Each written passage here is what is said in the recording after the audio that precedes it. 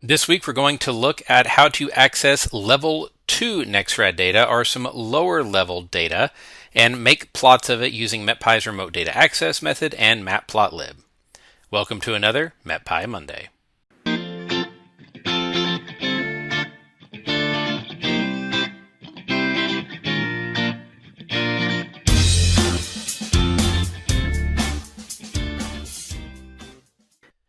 Hello, I'm John, a software engineer for NSF Unidata, and this week we're going to learn how to make this plot, which may look very similar to the level 3 data plot that we've created, but it's actually made from level 2 data, which is a much lower level radar product. You can think of it as closer to the raw data from the radar, so as you will see, we're going to have to do some more processing to get this to work out for us. But we can access it using MetPy's new remote module and get to the level 2 archive that way. So our import block is going to be very similar. In fact, the first few blocks of this are going to be very similar to our level 3 video. So if you haven't already watched that one, please be sure to go back and check it out. To start out with, from datetime, I'm going to import datetime and time delta. From pathlib, I'm going to import the path object from metpy.calc. And I'm going to import the azimuth range to lat lon, since we'll need that for mapping. From metpy.io, we're not going to use it, but I'm going to go ahead and import the level 2 file reader just so you could modify this notebook if you wanted to work with a file from disk and use our level 2 file reader. We already have lots of examples, and I believe even a MetPy Monday on that. From plots, we're going to import US counties, add timestamp, color tables. From metpy.remote, we're going to import NEXRAD Level II archive instead of Level 3.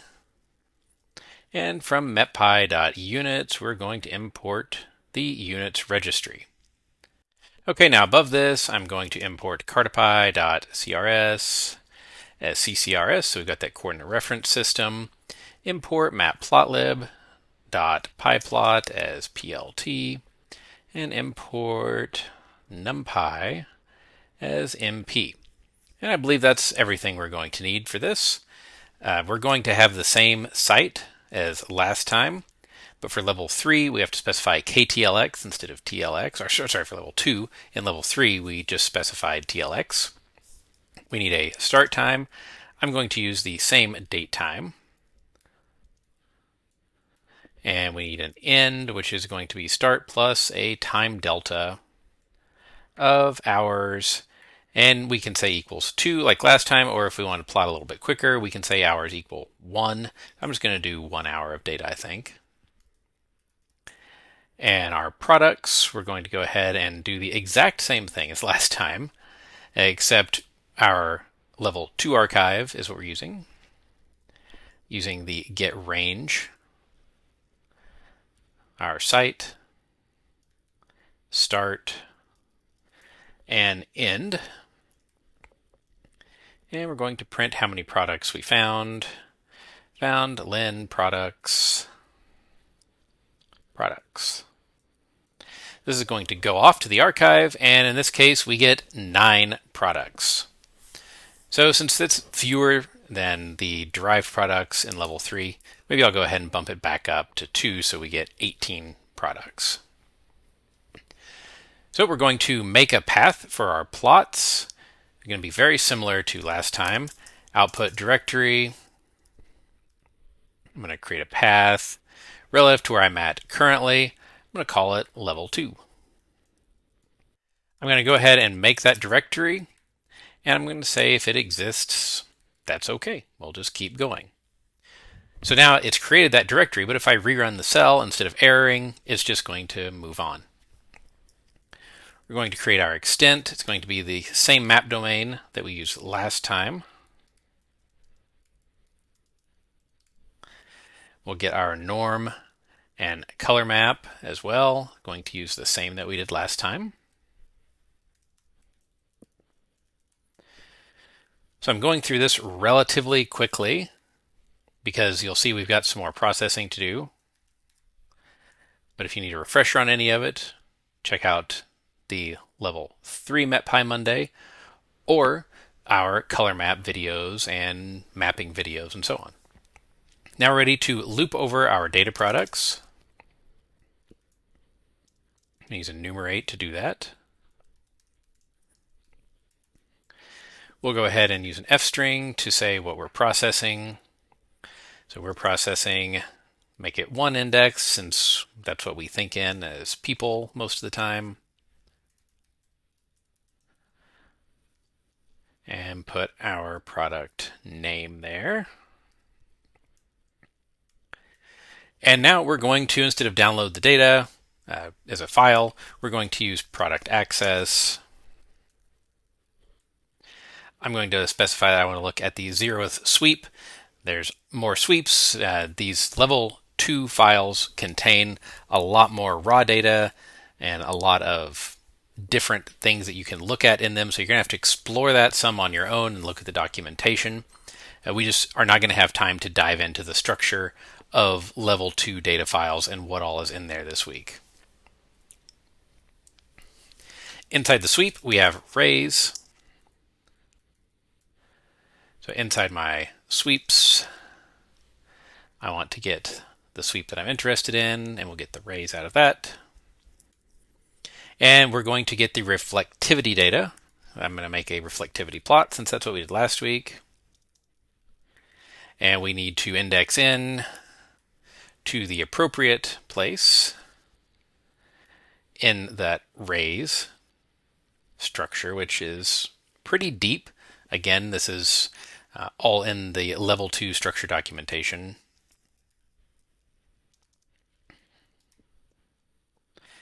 And now I'm going to go ahead and pull the data out for each of the multiple rays. So the radar is going around shooting multiple rays in a sweep.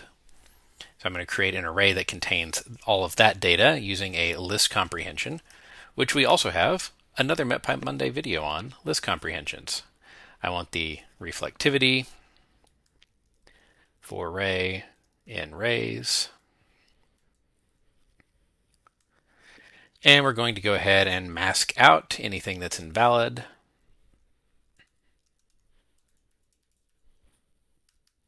Great. Now we have to do a little bit more math than we did with the level 3 data to get the azimuth and range information. So we're going to convert the azimuth midpoints, which are what's in the file, to azimuth edges. For p-color mesh, we need to specify the edges of each bin, not just the centroid point. So to do that, first let's get the azimuths out of the file. I'm going to use a very similar list comprehension here. So we're going to get the azimuth angle for each ray in our rays.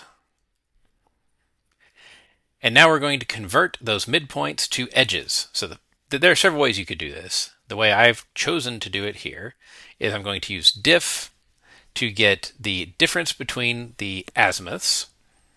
And then unfortunately, because there's going to be a wrapping at north when we go from 358, 359, 0, we don't want a very large artificial diff there.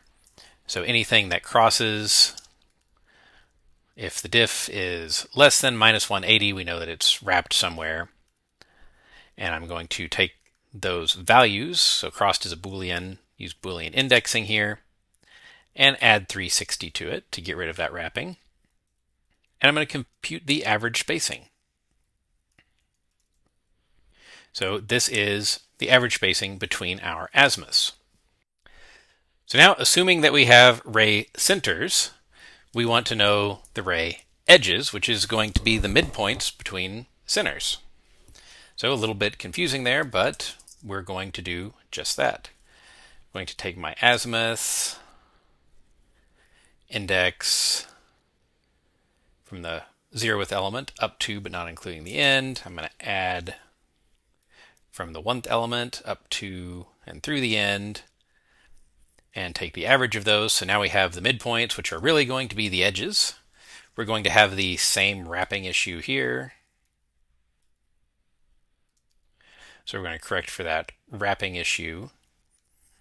So now we're going to finally create the full azimuth, but this has the midpoints. We need a beginning and an end as well, the edges that aren't going to be in this array.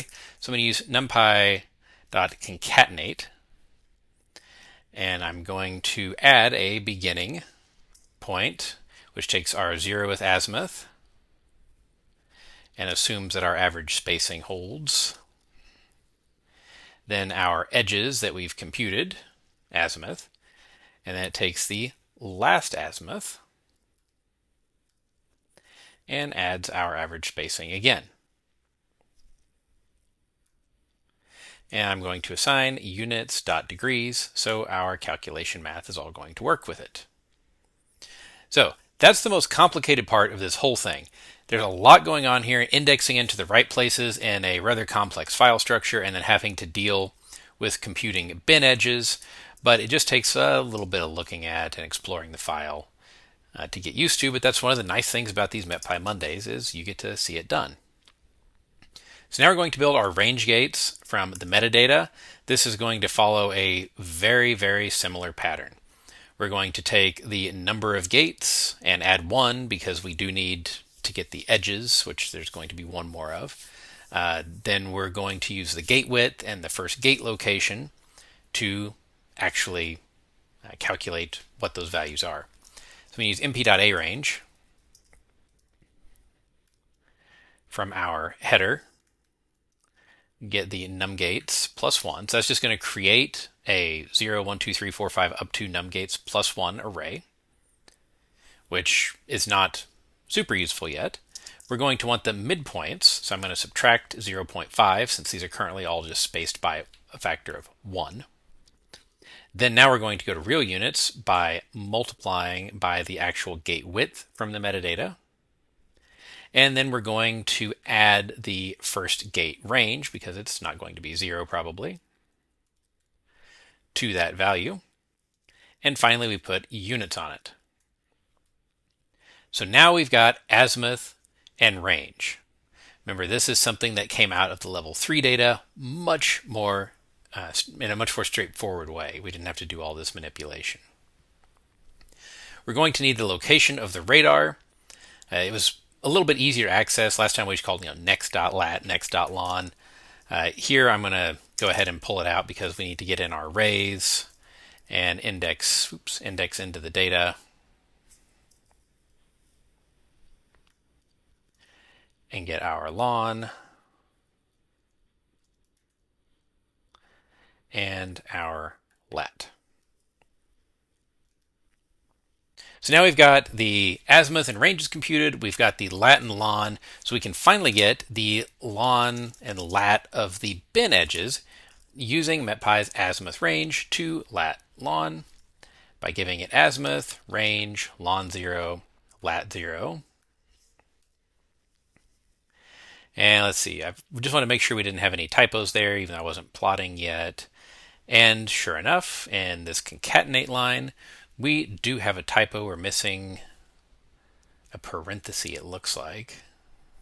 Ah, yes, okay, here we are. Forgot a bracket there. And okay, so that's processing. I'm going to go ahead and stop that because I don't want to let it just process everything through. We don't have any plots being saved yet. Now what I'm going to do, since we've already spent a lot of time doing this, is I'm going to reuse our plotting code from the level 3 script. So go grab that and from last week's video. Okay, and I'm going to put it in right here. And it's going to pretty much be the same thing, except here I need to change my next.lon to lon 0, next.lat to lat 0. We still want our counties, we still want the same extent. Our p-color mesh, believe it or not, that call is going to stay the same because we've built those same arrays that we needed for this, the lon and lat of the bin edges. We're going to use the same color bar, so this all looks great. Outdir, since we named that as a variable, we should be good to go. So we're now processing these 18 frames of data. And oh, I left a a next reference in here to our product time. So we need to figure out what the product time is called. And as it turns out, that very early variable f where we call .access, we just need to look at the dt attribute of it. And now we're just going to wait for this to run and plot all of our data.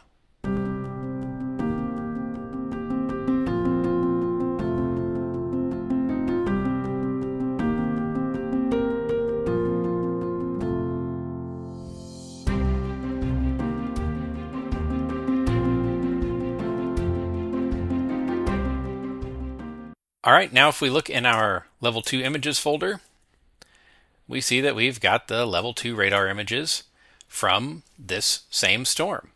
So I hope that you found this useful and that you now know a little bit more about Level 2 data that we didn't have time to do as deep a dive as I would have liked. And you can use MetPy's remote access methods to get at all of this data now. I'll see you on next week's MetPy Monday.